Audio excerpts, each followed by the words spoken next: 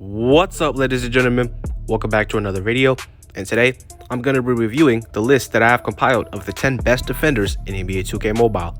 Now, we've done the most underrated players in NBA 2K Mobile, we've done the best shooters in NBA 2K Mobile, and we've done the best overall players to use in NBA 2K Mobile.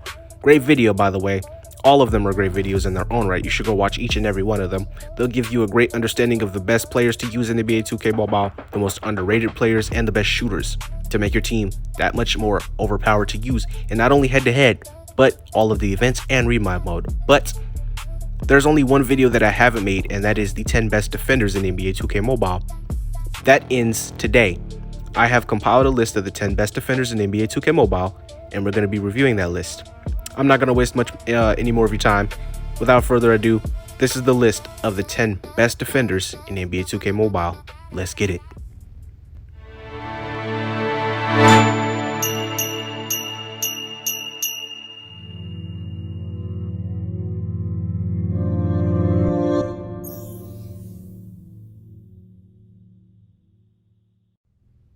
All right, ladies and gentlemen, for the 10th best defender on the list, I have Gary Payton. Excuse me. The reason I picked Gary Payton as the 10th defender on this list is for a multitude of reasons. Number one, he is a guard, so he's not as switchable on defense as all the other players on this list, because all the other players on this list are pretty tall. They're pretty switchable on defense. There are a couple of other guards. Yeah, but he is one of the few guards with a Defensive Player of the Year award, IRL, so that's pretty nice. And yeah, I'm gonna make this video is gonna be rather short. It's gonna be something similar to the other video. If you guys want me to come up with another top 15 list, let me know in the comments down below. Make sure to drop a like on this video as well. I would greatly appreciate it. But yeah, Gary Payton is the 10th best defender on this list. I'm gonna tell you why. Because he's very good at locking up other shooting guards and point guards, and he's capable of playing point guard. He is a point guard in a shooting guard's body, and he can actually score, which is the primary motive of this, or his primary motive is defense, but he's able to score too, which is one thing I like about his card. And I like his dribbling, really good. But yeah, he's the 10th card on the list. All right, so for the number 9th best defender on the list, I picked Dennis Rodman. And before you guys attack me in the comments, the reason I picked Dennis Rodman is because he's very versatile. He's one of the more versatile players in this game, but he's only 6'7", 6'8", and if he's matched up against taller, bigger power forwards, he basically stands no chance. But if he's matched up against shorter power forwards, or power forwards he's able to contain, like LeBron James, power forward Kevin Durant at times, Scottie Pippen, guys like those, then yeah, he has a great chance and he's capable of stopping them. And if you have the all defense Dennis Rodman, the card only becomes an even better defender, and that agility, strength, and defending get boosted. They all get boosted up to a 5, 6, and 6. So the card is basically one of the best defenders in the game if you have the all defense Rodman. And that's actually one of my favorite power forwards, but it's unfortunately one of the power forwards I don't have. But yeah, he's number 10 on the list, and let me tell you why. Or he's number 9 on the list, and let me tell you why. He's number 9 on the list because he's very versatile, but if he gets matched up against bigger power forwards, like I just mentioned, kind of useless. Not useless, but really doesn't stand a chance. Also, he can't score. And I like all of my players to be versatile in scoring and defense and rebounding. He provides plenty of rebounding though, so if your team lacks rebounding or defense, but it has plenty of scoring and spacing, this is the right card for you. But he's number 9 on the list. All right, so for number 8 for the number 8th best defender on the list, I picked Scottie Pippen. And the reason why I picked Scottie Pippen is I'd say he's more versatile than Rodman, a little bit more versatile. But he can also score as well. But scoring really has nothing to do with this video. It's primarily based off of their defensive prowess. And this card, his versatility, man. He can guard 1 through 4. He's capable of switching on the point guards, faster point guards too, since he's athletic too. And if you have this one specifically, or there is no all-defense Pippen. I was going to recommend that one to you. Unfortunately, there is not. There is the all-defense Pippen from Season 4, but that won't really make a difference. But if you have the Intimidator Scottie Pippen or this one with the 6 in defending and playmaking, he's basically a point forward with this defensive prowess of Kawhi Leonard. Unbelievable card. And he can actually score too, which is more important. It's not, but defense is... there's a saying that great defense defeats great offense. This card, I'd say this card embodies that, just because he is capable of impacting games without touching the ball. He's able to score, or he's not able to score. He can, but he's able to impact games without touching the ball, as whether it's rebounding, playmaking, or defending, or simply just being a decoy. He does every job to perfection. So yeah, he's number 8 on the list. All right, for number 6 on the list, I have, or for the number 7th defender on the list, I picked Giannis Antetokounmpo, specifically the small forward Giannis Antetokounmpo.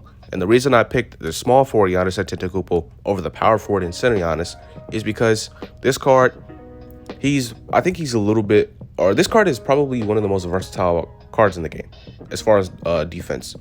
One of the most versatile cards in the game as far as defense.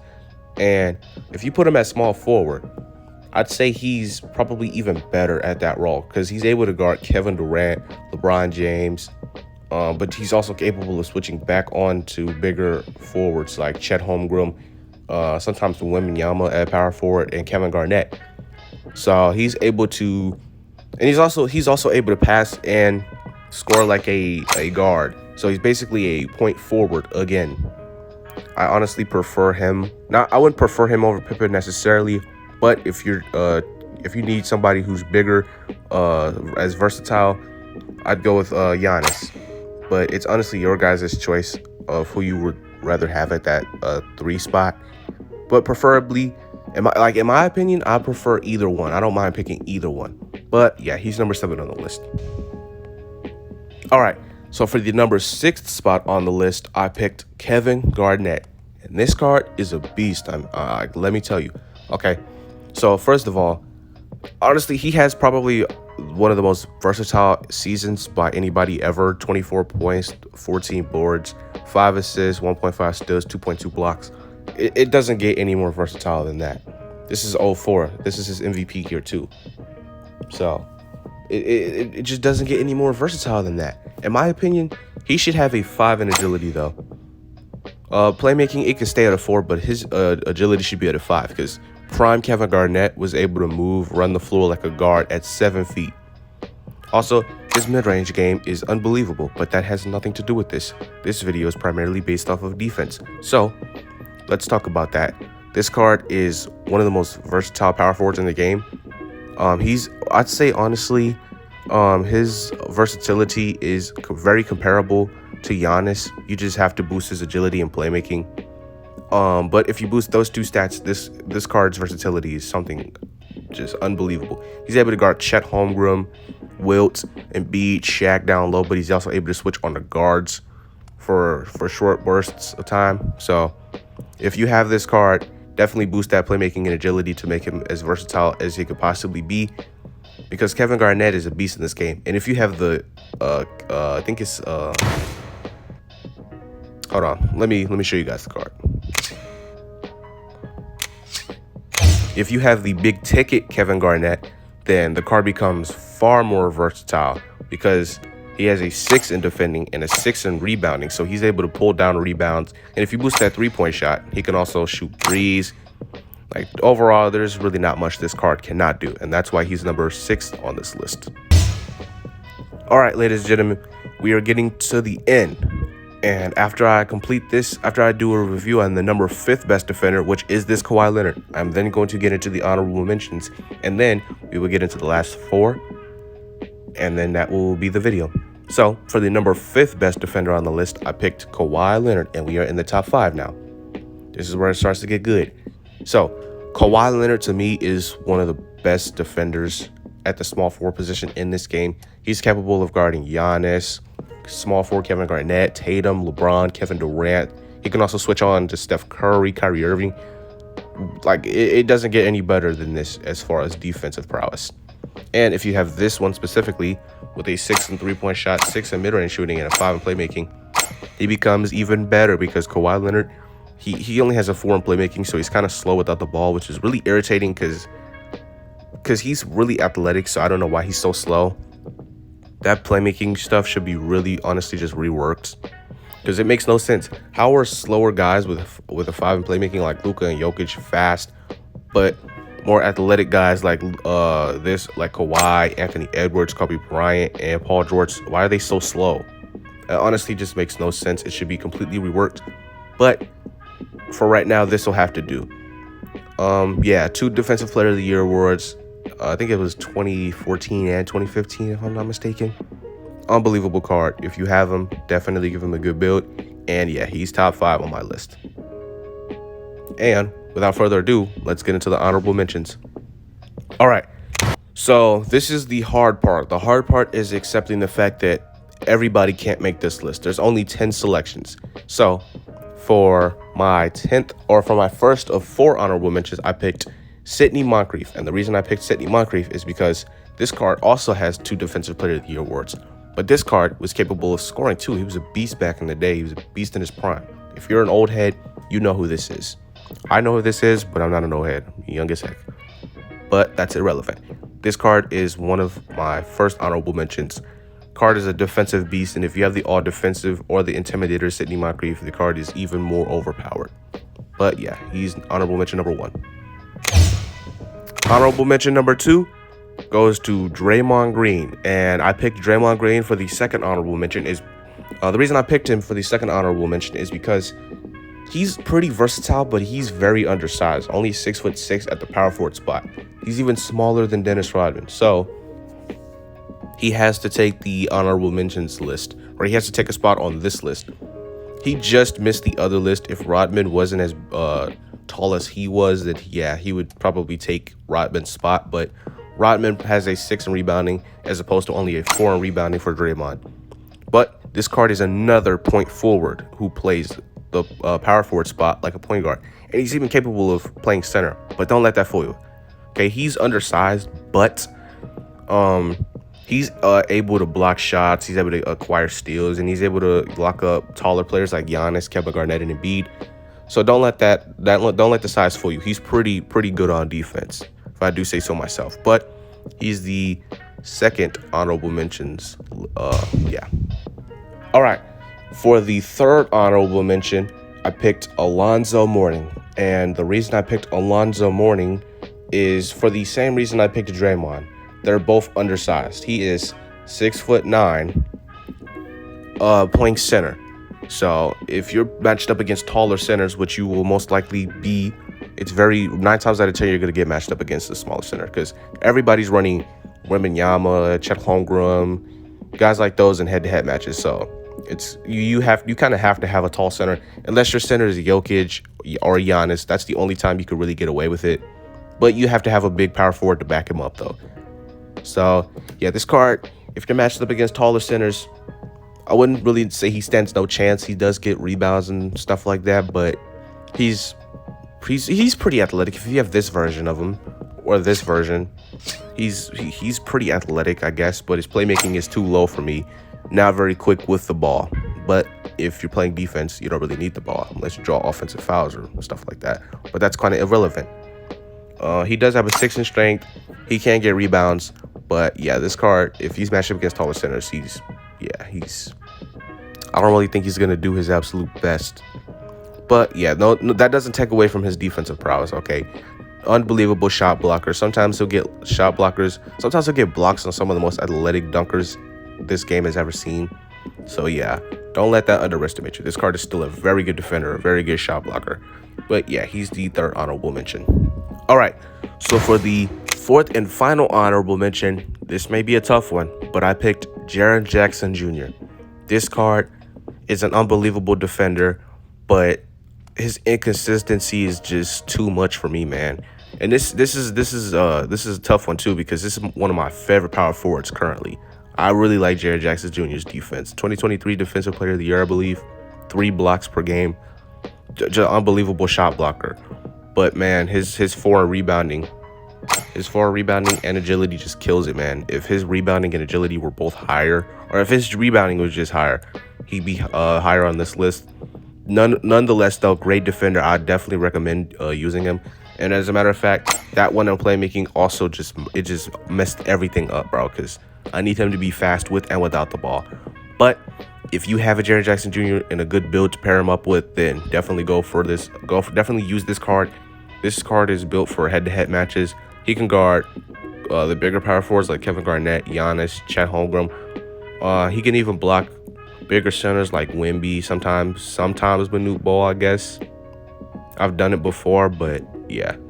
This card, honestly, without that playmaking increase and that rebounding and agility, yeah, I wouldn't say he's useless by any means, but yeah, I mean, he could space the floor, I guess. He could guard guards on the perimeter, I guess, but yeah. If you have the all-defense one, definitely use that one over this one. Don't use center Jaren Jackson Jr. by any means. Use the all-defense Jaren Jackson Jr. But yeah, he's the fourth and final honorable mention.